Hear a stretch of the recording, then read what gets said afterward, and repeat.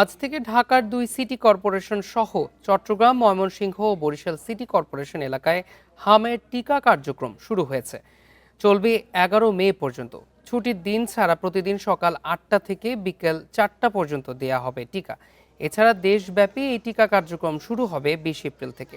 এদিকে সকালে ঢাকা উত্তর সিটি কর্পোরেশনের 19 নম্বর ওয়ার্ডের করাইল বস্তির এরশাদ মাঠে জরুরি হাম রুবেলা টিকাদান ক্যাম্পেইন 2026 উদ্বোধন করবেন স্বাস্থ্য প্রতিমন্ত্রী ডাক্তার এম মুহিত।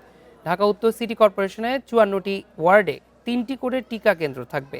6 মাস থেকে 5 বছরের কম বয়সী 4,94,689 শিশুকে হামের টিকা দেওয়ার লক্ষ্য নির্ধারণ করেছে ডিএনসিসি।